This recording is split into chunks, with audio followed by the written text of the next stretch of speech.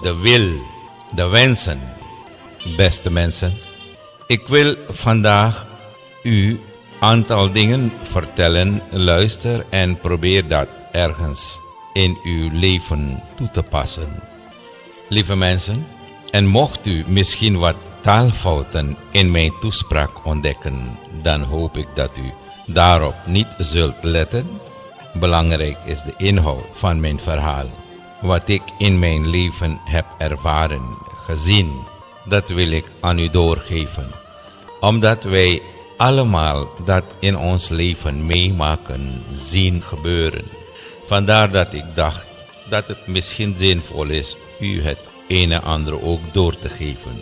Want vaak sta je er niet stil bij en dan ga je gewoon door. We maken je grote en grove fouten, beste mensen.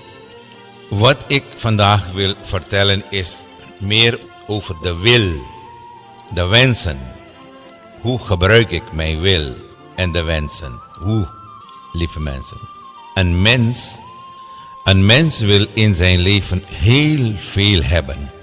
En hebben ook zoveel wensen.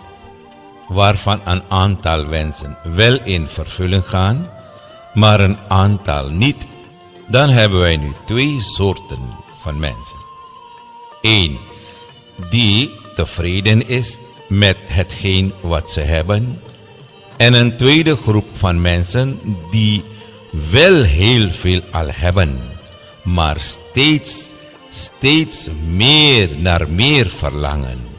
En doen bijna alles aan anderen nadeel bezorgen, pijn doen, verdriet aandoen. Daar letten ze niet op.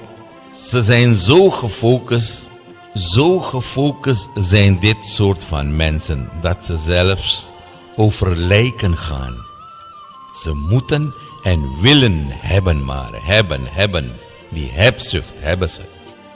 Ze kunnen niet meer omheen kijken. Ze hebben een klep voor hun ogen. Het is net paarden, hè? Wanneer ze lopen hebben ze klep voor hun ogen, links en rechts. Dan kunnen ze alleen maar naar voren kijken en zien niet wat er naast gebeurt, wat er met anderen gebeurt. Dit soort mensen, ik weet niet hoe ik ze moet noemen, of onder welke categorie ik hun moet plaatsen, lieve mensen, maar wel demonachtig karakter hebben ze. Alsof ze alles meenemen na hun dood. Ze gaan alles meenemen na hun dood. Terwijl ze elke dag zien mensen doodgaan. Arme, rijke, gezonde, zieke, kleine, korte, allerlei mensen. Niemand neemt iets mee. Maar deze demonisch-achtige karakter van mensen, die denken dat ze alles meenemen. Lieve mensen, natuurlijk mag aan ieder zijn wensen in vervulling zien gaan, maar wees altijd en neem altijd het gevoel van anderen ook in acht, beste mensen. Want wanneer je een andere een beetje gelukkig kan maken door middel van je karakter, je kwaliteiten, zal jij dan ook wat prettiger in je vel gaan voelen, beste mensen. Hier is geen twijfel aan. Maar, lieve mensen, u weet het, ik zeg altijd lieve mensen, omdat ik elke mens op de wereld op de eerste plaats lief vind, aardig vind. Daarom zeg ik steeds lieve mensen. God heeft alleen maar lieve mensen gemaakt. Dus mensen die alleen aan zichzelf denken, ten koste van alles. En als deze mensen een keertje alleen, beste mensen, goed luisteren.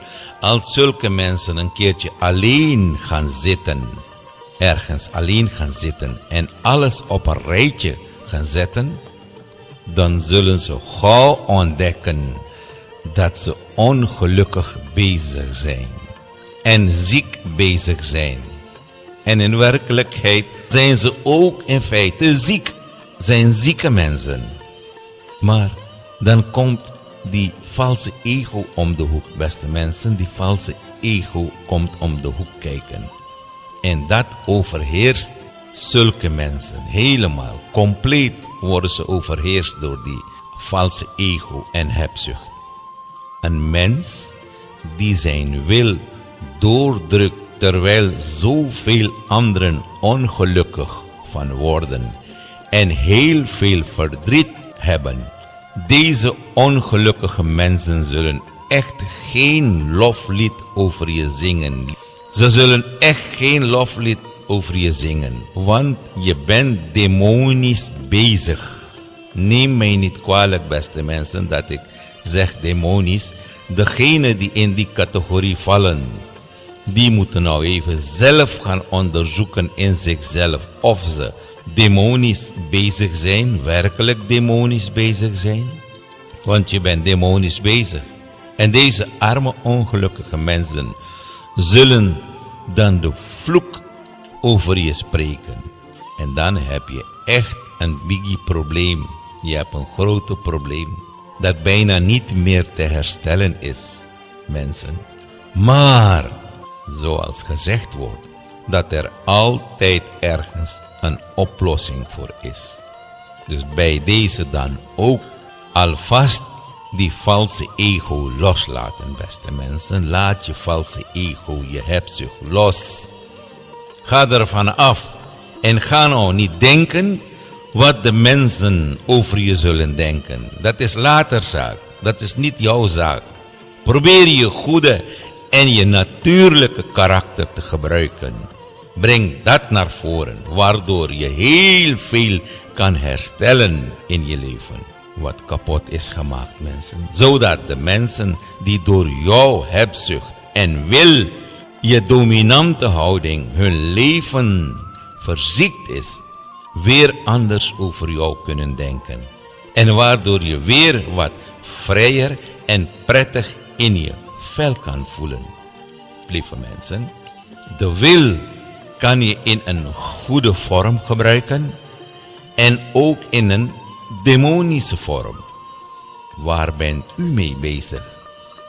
Ga goed na of het in een goede vorm is of je demonisch bezig bent, beste mensen.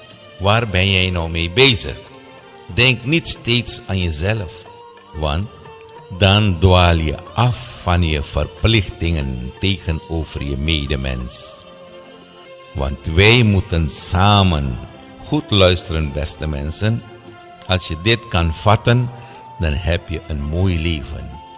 Want wij moeten samen de weg op deze wereld afleggen. Wij hebben elkaar nodig. Om een vuist te maken hebben we alle 5 vingers nodig. En dan kan je een vuist maken, dan kan je heel veel doen. Zo hebben wij samen de weg op deze wereld af te leggen. Wij hebben elkaar nodig. Hoe kan je dan een andere pijn en leed bezorgen, terwijl wij allemaal op dezelfde weg lopen? Iedereen zit in hetzelfde boot om de oceaan over te varen. Waarom moeten wij dan niet op elkaar passen en letten, zodat wij samen alles met elkaar kunnen delen en een goede reis van maken, beste mensen? Waarom kan dat niet? Omdat velen demonisch bezig zijn. Als we voor elkaar voelen en meehelpen, pas dan kunnen wij zeggen dat wij met elkaar samen een goede reis hebben gehad of meemaken of meegemaakt.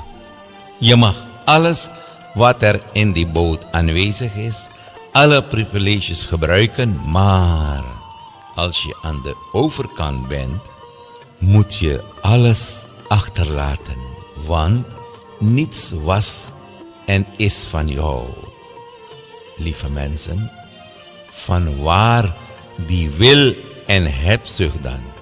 Niet jij alleen wil gelukkig zijn, nee, en ieder wil dat zijn, maar niet ten koste van een andere. Beste mensen, lieve mensen, denk hierover na. Denk hierover na. Doe goed en kijk niet om. Doe goed en kijk niet om. Lieve broeders en zusters, vrienden, beste mensen. Wilt u dit doorsturen naar uw vrienden, kennissen en familieleden. Misschien raken zij ook geïnspireerd door deze boodschap en kunnen zij dit ook toepassen in hun leven. Lieve mensen, er is zoveel te vertellen, maar dit is voldoende om je leven te herstellen. De volgende keer zal ik dus over wat anders vertellen of ditzelfde onderwerp zal ik verder gaan. Aan het eind van de dag gaat het erom of je je gelukkig voelt. Hoe voelt u zich eind van de dag? Beste mensen, hoe voelt u zich aan het eind van de dag? Ik dank u.